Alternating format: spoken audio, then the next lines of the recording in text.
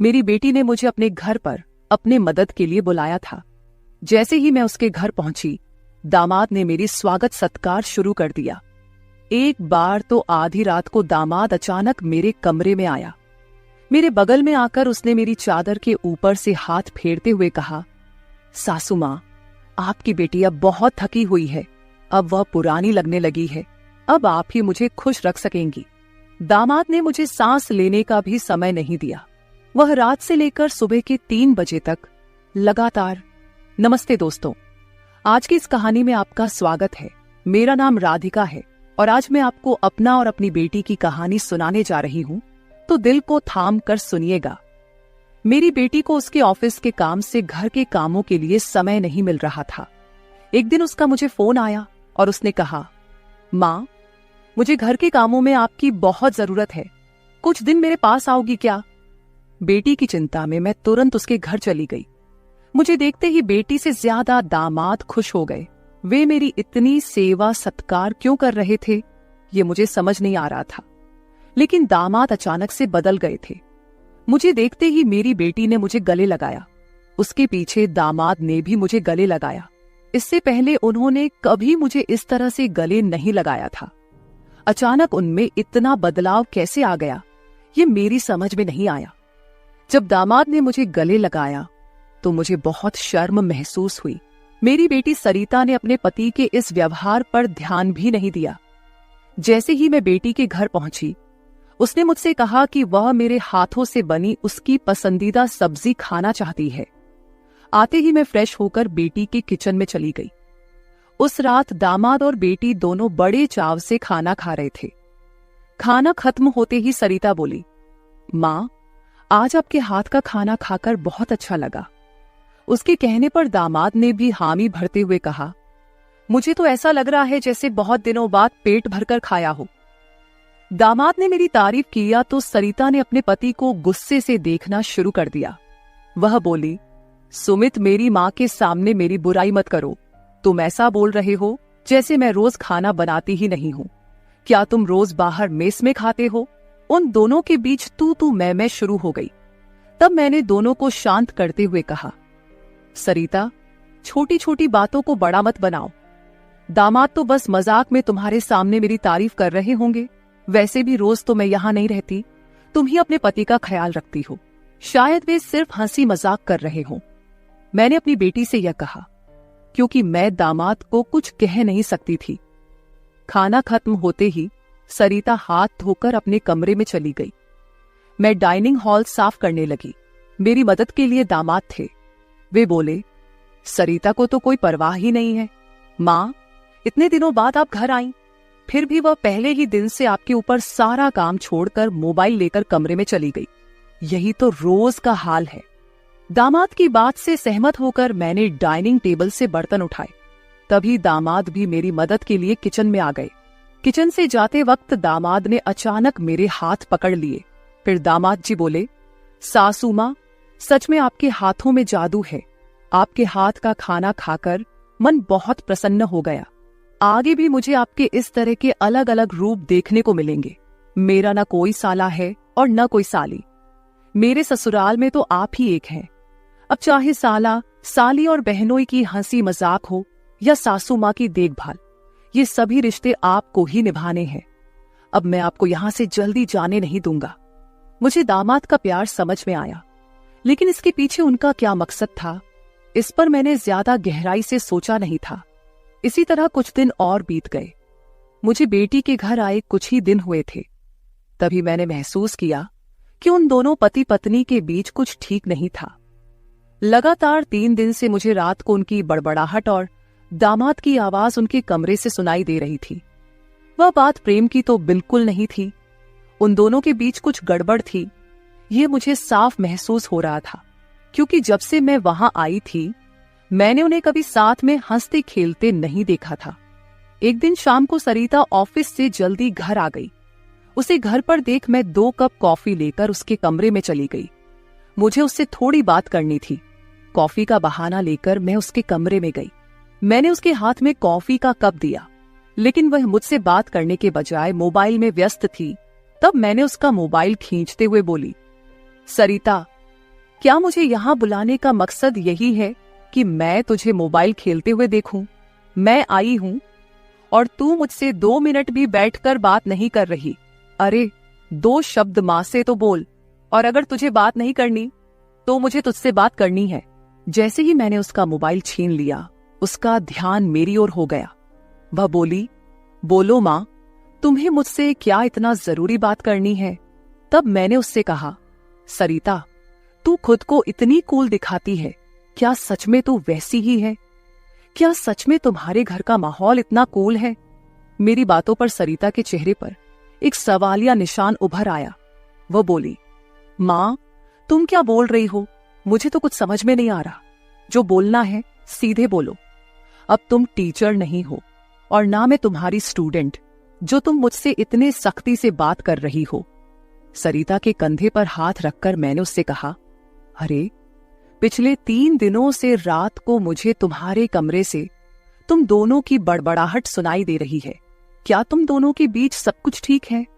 अभी तुम्हें बच्चा भी होना है।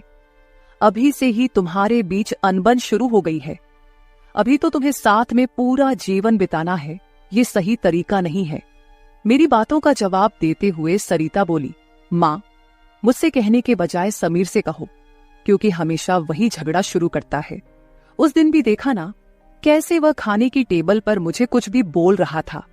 फिर वह बोली, मां, अब तुम ही बताओ, मैं ऑफिस में भी थक जाती हूं। ऊपर से घंटों ट्रैफिक में फंसकर घर आना पड़ता है। अब 3 दिन से तुम घर आई हो तो मुझे थोड़ी राहत मिली है, नहीं तो रोटियां बेलते वक्त भी मेरी आंख लग जाती थी। अब इतनी थकान के बाद भी मैं समीर को कैसे समय दूं? समीर तो कुछ समझने को तैयार ही नहीं है।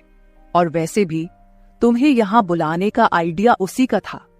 वह कह रहा था कि सासू मां के आने से तुम्हें भी थोड़ा आराम मिलेगा। तुम यहां आई हो तो उसकी खाने की शिकायतें भी थोड़ी कम हो गई हैं। नहीं तो हर बात में ये ऐसा और वो वैसा ही चलता रहता था। तुम्हें बुलाने से पहले वह कह रहा था कि जब मेरी सासू मां आएंगी तो मैं उनसे सारी ख्वाहिशें पूरी करवाऊंगा। अब तुम्हारे दामाद को तुमसे क्या ख्वाहिशें पूरी करवानी है, ये तुम ही देख लो। उसकी शिकायतों से तो मुझे थोड़ी राहत मिल गई है। सरिता की बातें सुनकर मुझे लगा कि सच में उसे काम से समय नहीं मिल पाता होगा, इसलिए समीर को खाने पीने की परेशानी हो रही होगी, और शायद इसलिए उन्होंने मुझे कुछ दिनों के लिए बुला लिया होगा। लेकिन दामाद को मुझसे और भी ख्वाहिशें पूरी करवानी थीं, इसका मुझे कोई अंदाजा नहीं था। सरिता की बातें सुनकर मुझे लगा कि उनके बीच सामान्य झगड़े हैं जो वे खुद सुलझा लेंगे। इसीलिए आगे मैंने सरिता को और नहीं समझाया। जैसे ही मैं उसके कमरे से बाहर निकली, मुझे दामाद की गाड़ी का आवाज सुनाई दिया। उस दिन समीर भी जल्दी घर आ गए थे। उन्हें घर में देखकर मैंने कहा, आज आप जल्दी आ गए, चलो अच्छा हुआ। आज तुम दोनों बाहर जाकर डिनर कर लो, घर में संभाल लूंगी। उन्हें थोड़ा बाहर घूमने फिरने का मौका मिलेगा, इसलिए मैंने उन्हें डिनर के लिए बाहर जाने को कहा। लेकिन दामाद ने कहा, सासू मां, होटल जाने की जरूरत नहीं है। आज मेरे बॉस का 50वां जन्मदिन है। बॉस ने जन्मदिन के मौके पर एक 5 स्टार होटल में पार्टी रखी है और हमें खास तौर पर उस पार्टी में बुलाया गया है। समीर की बात सुनकर मैंने कहा, अरे वाह, तो फिर तुम दोनों जल्दी से अच्छे से तैयार हो जाओ और साथ में पार्टी में जाओ। तब दामाद जी बोले, सासू मां, हम दोनों अकेले नहीं जाएंगे। बॉस ने पूरे परिवार को बुलाया है और आप भी हमारे परिवार हैं, इसलिए आप भी हमारे साथ चलो। तब सरिता भी मुझसे जिद करने लगी। उसने कहा, मां, घर पर तुम अकेले बैठी क्या करोगी? तुम भी हमारे साथ चलो, तुम्हें भी अच्छा लगेगा। एक तो जब से तुम यहाँ आई हो, मैं तुम्हें कहीं बाहर घुमाने भी नहीं ले जा पाई। मैं छुट्टी लूंगी तो लूंगी, पर अभी तो तुम हमारे साथ बाहर चलो, कम से कम तुम्हारा भी मन थोड़ा हल्का हो जाएगा। उन दोनों का इतना जोर बढ़ गया कि मुझे भी उनके साथ जाने के लिए तैयार होना पड़ा। मैं हमेशा कहीं भी जाती थी तो अपने साथ 1-2 पार्टी वियर कपड़े रखती थी। इस बार भी मैंने पिंक रंग की नेट वाली साड़ी साथ रखी थी। मैंने वही साड़ी पहनकर अच्छे से तैयार होकर कमरे से बाहर आई। जैसे ही मैं बाहर आई, दामाद मुझे लगातार देखने लगे। वो मुझे ऊपर से नीचे तक नजर फेरने लगे। उन्होंने कहा, आज आपको सासू माँ कहने में मुझे शर्म आ रही है, क्योंकि आप किसी भी तरह से उम्रदराज नहीं लग रही हैं। आज तो आप किसी हीरोइन से कम नहीं लग रही हैं। दामाद की बातों पर मुस्कुराते हुए मैं बाहर गाड़ी के पास चली गई। कुछ देर बाद घर को लॉक करके बेटी और दामाद भी बाहर आ गए। दामाद मेरी तारीफ कर रहे थे, लेकिन सरिता का ध्यान उस पर नहीं था। लेकिन जैसे ही पार्टी में गए और दामाद के बॉस हमारे पास आए, उन्होंने मुझे देखकर समीर से कहा, समीर, तुम्हारी साली तो बहुत ही सुंदर है। इस पर समीर कुछ बोलते उससे पहले ही सरिता बोली, बॉस, ये समीर की साली नहीं है, ये तो माँ है, ये समीर की सास है। हमारे रिश्ते को सुनकर बॉस चौंक गए। उन्होंने कहा, आपकी खूबसूरती और जवानी को देखकर ऐसा बिल्कुल नहीं लगा कि आप सासू माँ हो सकती हैं। बॉस ने अपनी गलती स्वीकारते हुए मुझसे माफी मांगी और वहां से चले गए। बॉस के जाते ही दामाद मेरी तारीफ करने लगे। उन्होंने कहा, सच में सासू माँ, आज तो आप सरिता से भी ज्यादा खूबसूरत लग रही हैं। सच में पत्नी तो ऐसी होनी चाहिए। ऐसा कहकर दामाद ने मेरे हाथ पर ताली मारी और हंसने लगे। लेकिन उनकी इस मजाक पर सरिता गुस्से से मेरी ओर देखने लगी।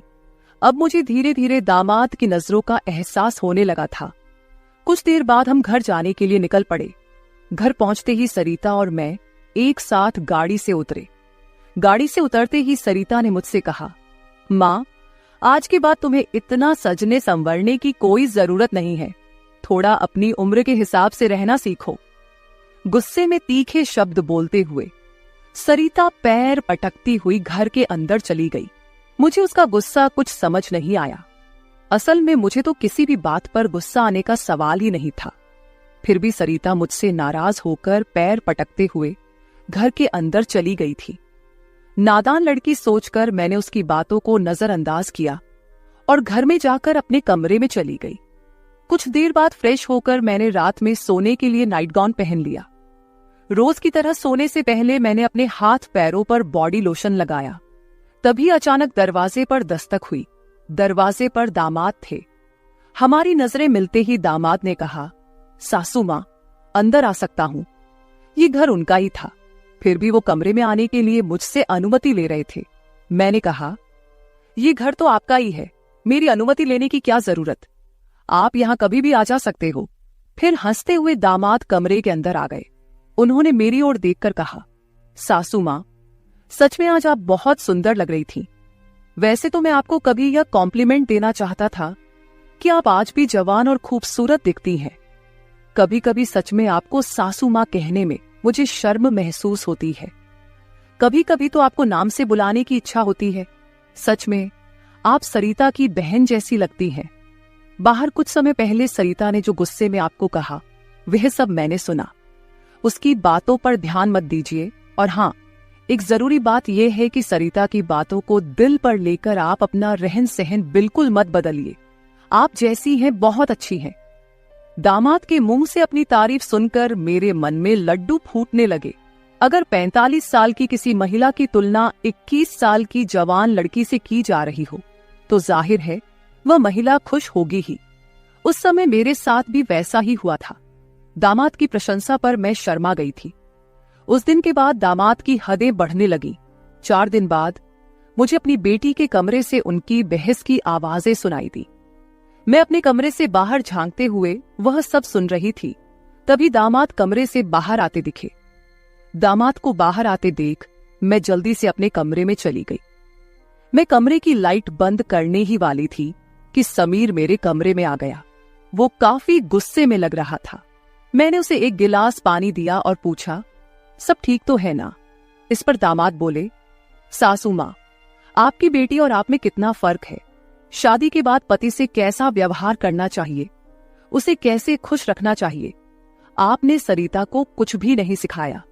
जब भी मैं उसके पास जाता हूं, वह मुझसे एक ही बात कहती है कि मैं बहुत थक गई हूं।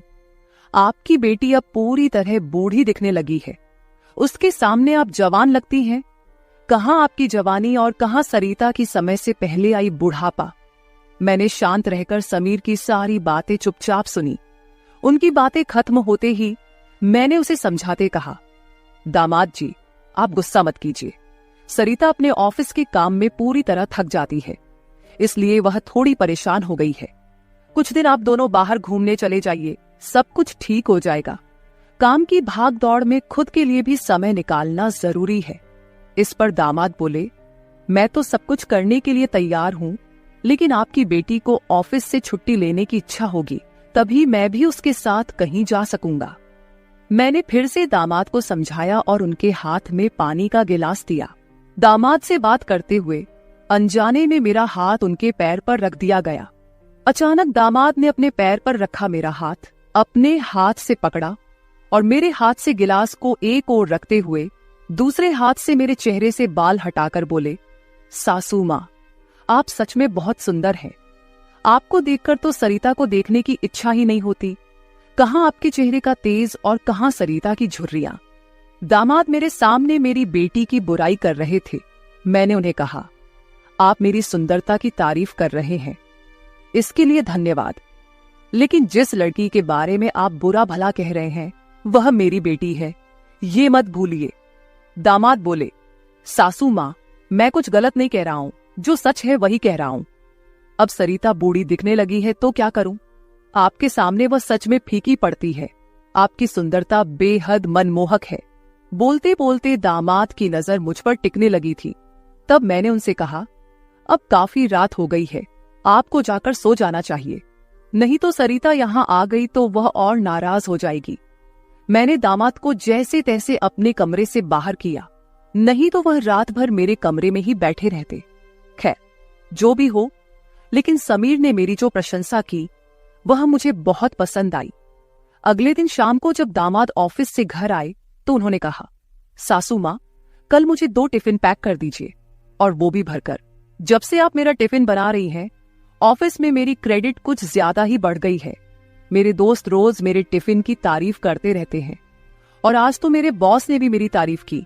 सबको लगा कि मेरी पत्नी ने इतना अच्छा खाना बनाया है, लेकिन मैंने सबका भ्रम दूर कर दिया और उन्हें बताया कि यह जादू मेरी पत्नी के हाथों में नहीं, बल्कि मेरी सासू माँ के हाथों में है।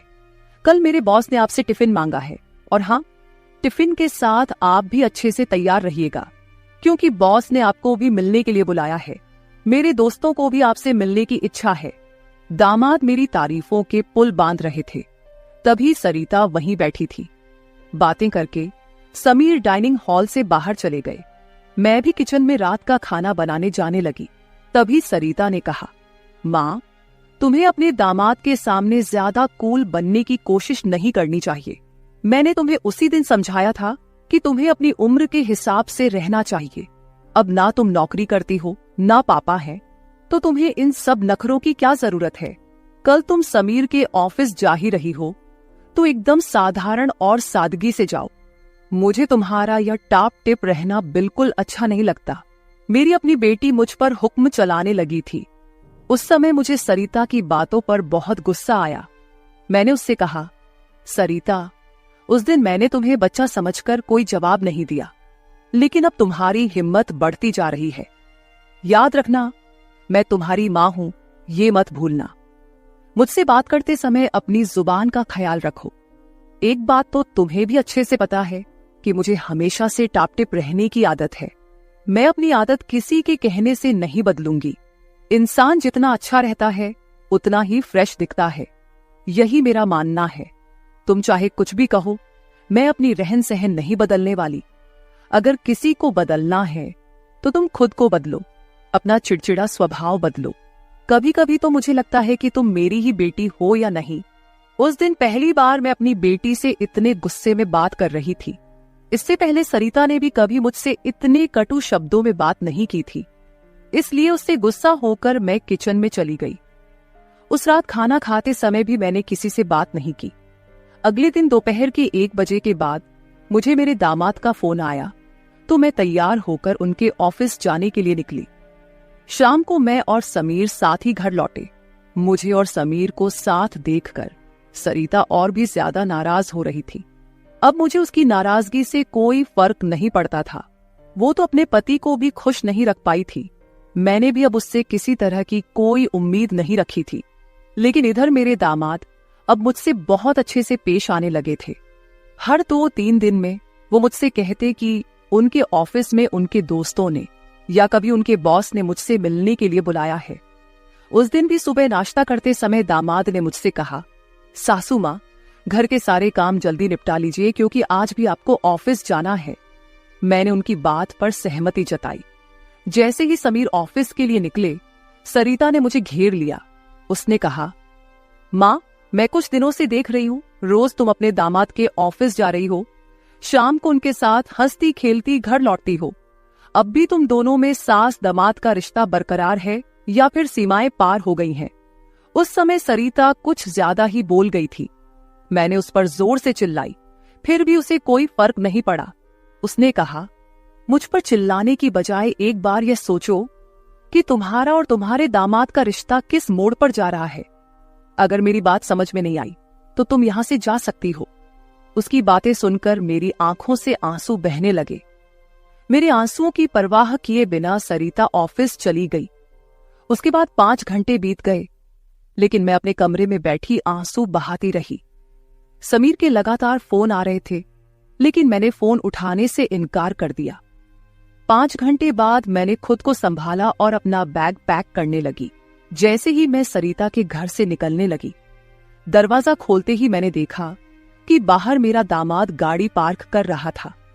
मुझे अचानक जाता देख उन्होंने मेरा हाथ पकड़ा और सीधे घर के अंदर ले आए। कमरे में पहुंचते ही समीर ने मेरा बैग खाली कर दिया। वह बोले, सासू मां, ये क्या हो रहा है? आप बिना कुछ कहे यहां से क्यों जा रही हैं? मैंने उन्हें सरिता की बात कुछ नहीं बताई। मैंने कहा, मेरे कारण शायद आपके रिश्ते में दूरियां आ रही हैं। अब मुझे भी यहां आए काफी दिन हो गए हैं। मैं अपनी बेटी का घर नहीं तोड़ना चाहती। आप अपने जीवन में खुश रहिए, अब मुझे यहां से जाना चाहिए। मैं फिर से अपना बैग पैक करने लगी। तभी दामाद ने मुझे अपनी ओर घुमाए। फिर मेरे कंधे पर हाथ रखकर उन्होंने कहा, सासू मां, जरूर सरिता ने आपको कुछ बुरा भला कहा होगा। मैंने आपको पहले ही समझाया था कि उसकी बातों पर ध्यान न दे। वह मूर्ख है, उसे खुद को संभालना नहीं आता। मुझे तो लगता कि आपकी बेटी आपसे जलने लगी है। जो लोग जलते हैं वे दुआ नहीं देते, इसलिए आपको भी बेफिक्र होकर ठाठ से रहना चाहिए। समीर मुझे हंसाने की कोशिश करने लगे। मेरी आंखों में आंसू देखकर उन्होंने मेरे आंसू पोंछे और कहा, किसी की बातों से इतना हताश मत होइए, मैं आपके साथ हूं। उनके बोलने में एक अलग ही प्यार था। उस दिन के बाद से रोज रात को जब सरिता सो जाती, समीर मेरे कमरे में आने लगे। अब उनका मेरे कमरे में आना मुझे खटकता भी नहीं था, क्योंकि हमारा रिश्ता एक अलग ही मोड़ पर जाने लगा था।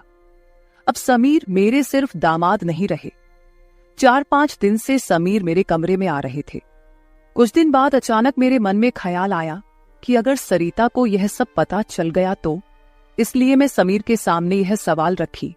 मैंने कहा, समीर, तुम रोज रात को सरिता की नजरों से छुपकर मेरे कमरे में आते हो, लेकिन क्या तुम पक्का करते हो कि वह गहरी नींद में होती है? अगर तुम्हारी लापरवाही के कारण सरिता अचानक मेरे कमरे में आ गई और उसने यह सब देख लिया तो क्या होगा? इस पर समीर ने कहा, सासू मां, कभी न कभी हमें इस स्थिति का सामना करना ही होगा। जो काम मेरी पत्नी को करना चाहिए था वह आपने किया, इसमें आपकी क्या गलती है?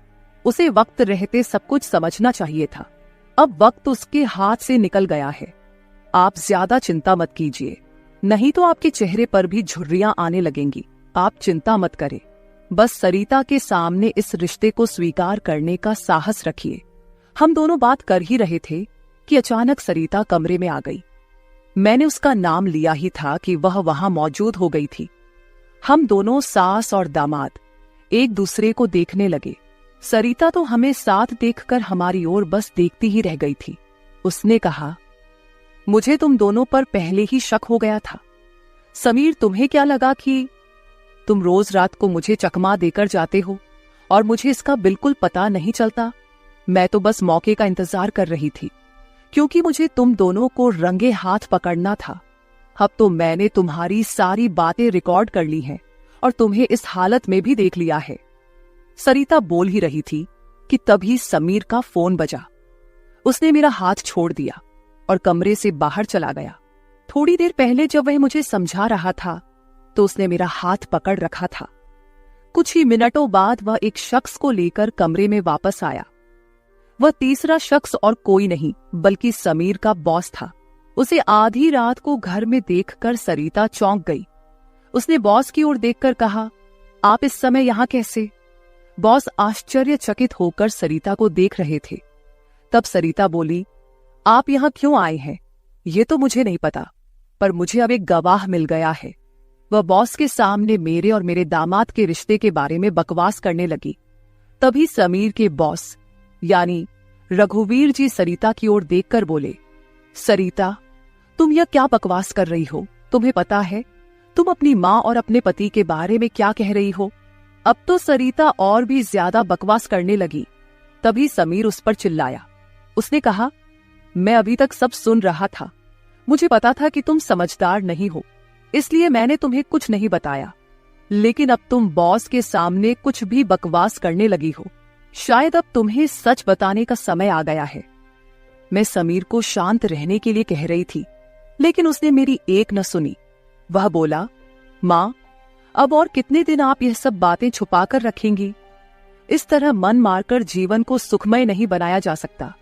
जीना है तो खुले दिल से जियो। आपको किसी से डरने की जरूरत नहीं है, क्योंकि आपने कोई अपराध नहीं किया। समीर ने सरिता से कहा, सरिता, पिछले कुछ दिनों से मैं इस कमरे में आ रहा हूं, ये सच है, लेकिन मैं इस कमरे में क्यों आ रहा था, इसका कारण वो नहीं है जो तुम सोच रही हो। इसका असली कारण कुछ और ही है।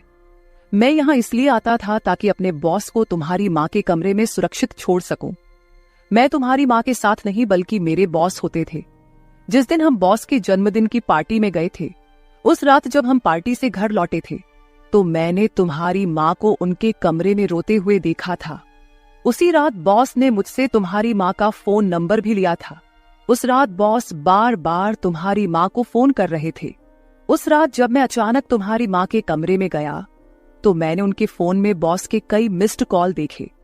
अगले दिन मैंने बॉस से इस बारे में पूछा, तभी मुझे सच्चाई पता चली। एक समय था जब तुम्हारी माँ और बॉस एक ही कॉलेज में पढ़ते थे। इतना ही नहीं, उन दोनों के बीच प्यार भी था, लेकिन घर वालों के दबाव के कारण वे अपना जीवन एक साथ नहीं बिता सके। पर किस्मत ने 30 साल बाद उन्हें एक बार फिर से आमने सामने खड़ा कर दिया। तुम्हारी माँ कुछ बोलने के लिए तैयार नहीं थी, लेकिन बॉस की वजह से मुझे उन दोनों के रिश्ते के बारे में पता चला। तब से मैंने जानबूझकर कभी दोस्तों का बहाना बनाया तो कभी बॉस का, ताकि तुम्हारी माँ और बॉस को एक दूसरे से मिलवा सकूं। धीरे धीरे मैंने तुम्हारी माँ के चेहरे पर खुशी देखनी शुरू की। वह भी अपना पुराना रिश्ता जीने लगी, लेकिन तुमने इसे गलत समझा और माँ पर गलत आरोप लगाए। तुम्हारे आरोपों के बाद तुम्हारी माँ ने घर से बाहर निकलना बंद कर दिया।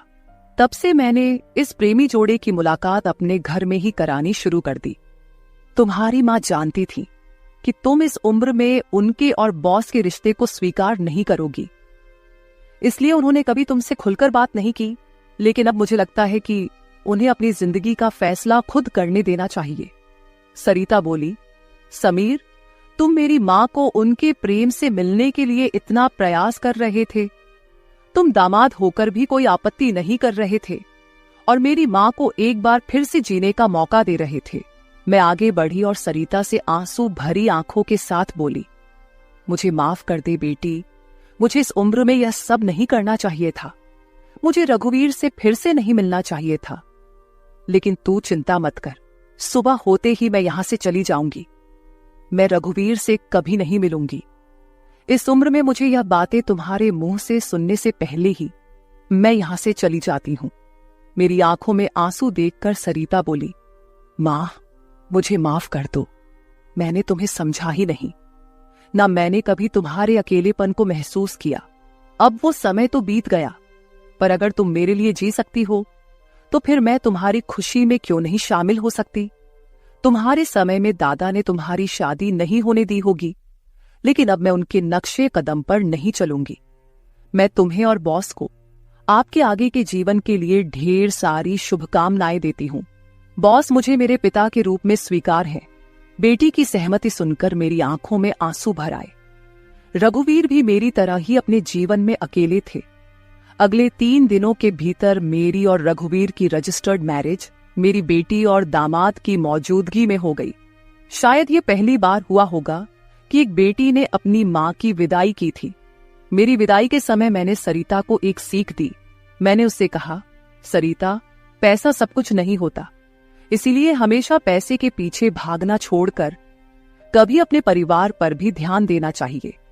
कर्तव्यों से भागकर ना तो जीवन पूरा होता है, ना ही खुशियां मिलती हैं। अब समय आ गया है कि तुम अपनी जिम्मेदारियों पर ध्यान दो।